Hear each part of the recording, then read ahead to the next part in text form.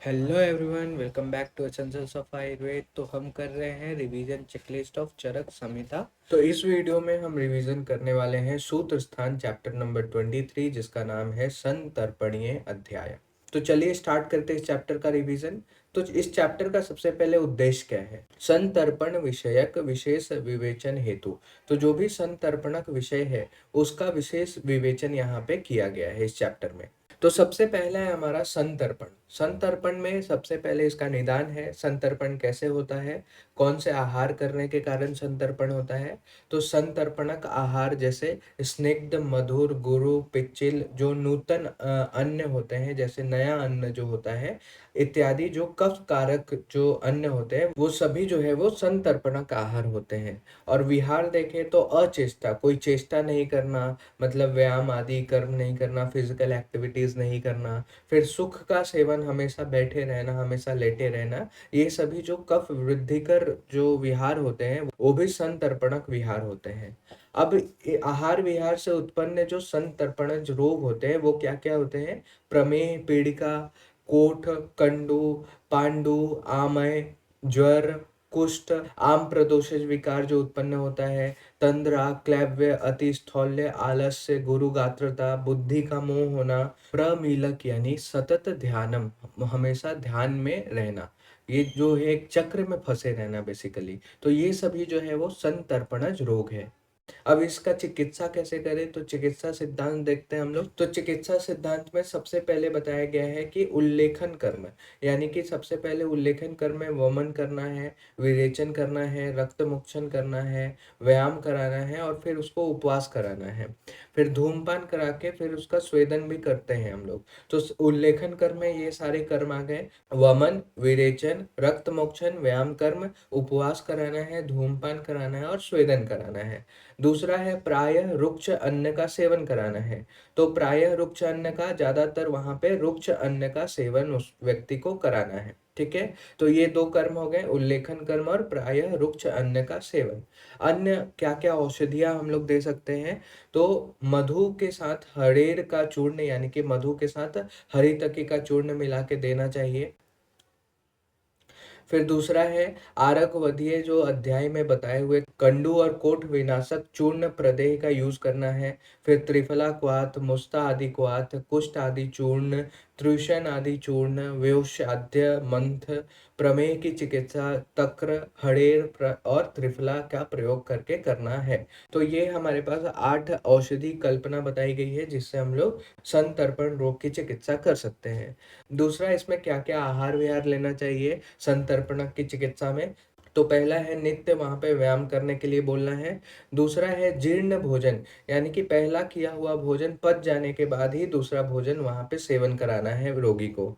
और तीसरा है जौ गेहूं का भोजन वहां पे कराना है। तो ये हमने देखा संतर्पणज रोग और उसकी चिकित्सा। दूसरा है अपतर्पणज रोग और उसकी चिकित्सा। तो अपतर्पण रोग का कॉज क्या है, निदान?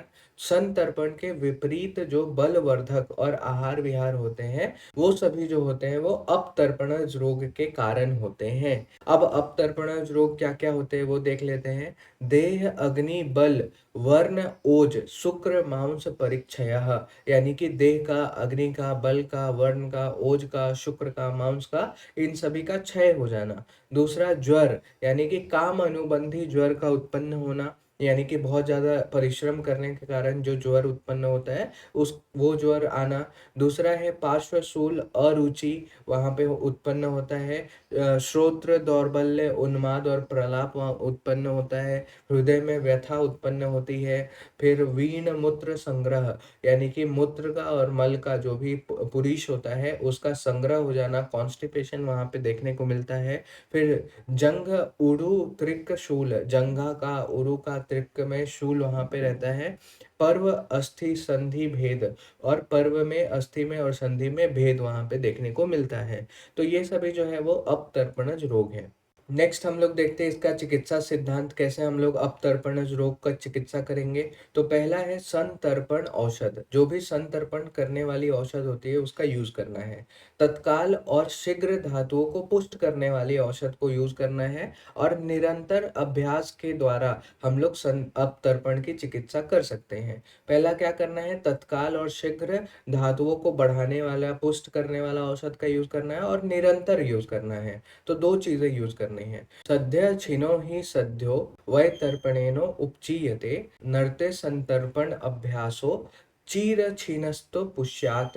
यानी कि शोक, चिंता, आघात, साहस, अधिक रास्ता चलना आदि कारणों से शीघ्र क्षीण हो जाता है, उसके लिए सद्य तर्पण करने वाले आहार विहार औषध का प्रयोग करना है। और दूसरा, अधिक दिनों से क्षीण व्यक्ति को संतर्पण का प्रयोग कुछ दिन तक निरंतर करवाना पड़ता है।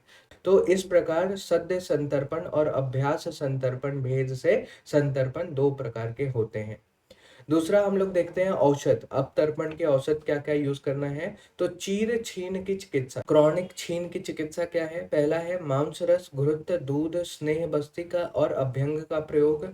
दूसरा है अपतर्पणज ज्वर, कास, मूत्रकृच्छ, तृष्णा, ऊर्ध्ववात से पीड़ित में तर्पण चीनी, पिपली, घृत, मधु समान मात्रा में लेकर 2 गुना वहां पे जौ का सत्तू लेना है, और जल में घोलकर पीने से ऊपर जो भी व्याधियां बताई गए हैं, कास, मूत्र कुक्ष, तृष्णा, ऊर्ध्ववात आदि, ये सभी ठीक होते हैं। और ये जो मंत्र है वो वृश्य कारक होता है। तीसरा है खजूर आदि मंत्र।